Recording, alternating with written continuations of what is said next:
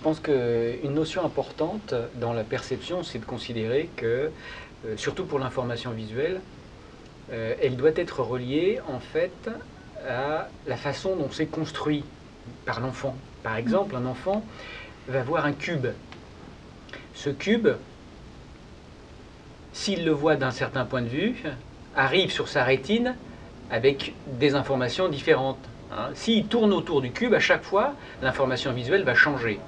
Mais in fine, à force d'interagir avec le cube, à force de faire converger les informations visuelles qui sont différentes à chaque fois, il va donner un concept, il va utiliser cet objet de façon invariante, malgré la diversité des informations visuelles. Autrement dit, ce n'est pas l'information visuelle qui crée des régularités dans le monde des objets, par exemple, mais c'est le mouvement du corps autour de l'objet, c'est l'interaction physique avec l'objet qui permet de construire une image de cube, le concept de cube, etc.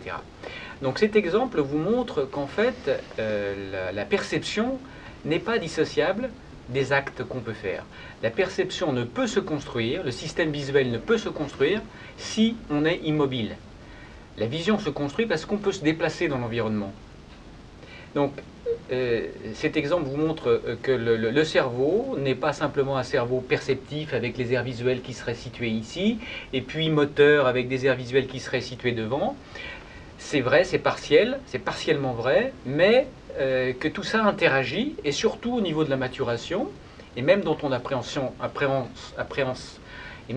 appréhende le monde quand on est adulte, est sans arrêt une capacité à resituer les objets perçus dans un monde incorporé, dans un monde moteur, dans une simulation motrice. Toujours dans cette idée que l'action et la perception sont liées, en fait, il faut considérer, pour mieux comprendre ça, que agir, c'est anticiper des perceptions, c'est anticiper des sensations qui vont nous parvenir. Lorsque j'attrape un objet, j'ai déjà le signal qui va prédire ces retours sensoriels, tactiles, au moment où je vais toucher l'objet. Autrement dit, ma vie de tous les jours, la vie habituelle, se déroule sans aucune sensation, des sensations qui sont assez faibles en réalité, parce que cette prédiction des retours sensoriels que j'ai à l'action sont sans arrêt comparés avec des retours sensoriels qui existent et sont annulés. Et en fait, il y a une forme d'annulation de ces sensations quand je prédis correctement. Mais quand je prédis mal, à ce moment-là, j'ai une surprise parce que ma prédiction n'est pas en accord avec la réalité et je redécouvre le monde que je dois restabiliser avec d'autres actions sur cet environnement. Autrement dit, là encore, vous voyez que le cerveau, c'est un cerveau donc, de projection, de représentation sensorielle ou de sensation sur ce qu'on va faire ou sur ce qui va se passer dans le futur. C'est important aussi parce que ça vous montre que l'expérience vécue, le vivant, est difficile à expliquer en considérant un T0 et puis une échelle de temps qui se déroule comme ça, comme la flèche du temps des physiciens, avec un chronomètre.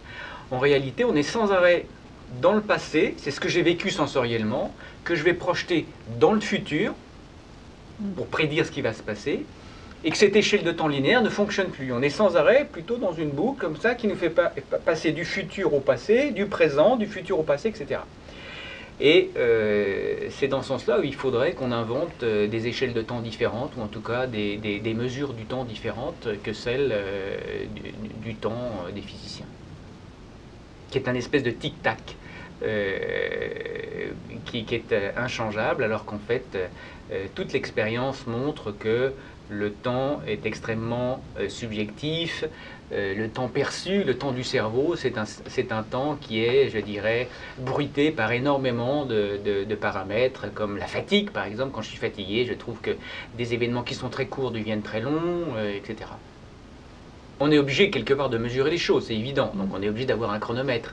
Mais quelque part, il faut resituer ce chronomètre, je pense, dans les singularités des expériences vécues, c'est-à-dire que nos expériences sont toutes spécifiques à chaque individu. Et un des défauts de la science, c'est de faire des moyennes, où on va considérer que 10 sujets, 10 danseurs, 10 spectateurs sont les mêmes danseurs, sont les mêmes spectateurs. Or, c'est faux. Donc ce qu'il faut arriver à faire, je dirais dans la science moderne, c'est d'arriver à faire de la singularité, même en utilisant les statistiques, et arriver à extraire des invariants au sein d'un même individu et non pas considérer qu'on est tous identiques, qu'on est tous des robots qui avons la même façon de percevoir le monde avec les mêmes cultures, les mêmes langues, les mêmes perceptions, les mêmes représentations.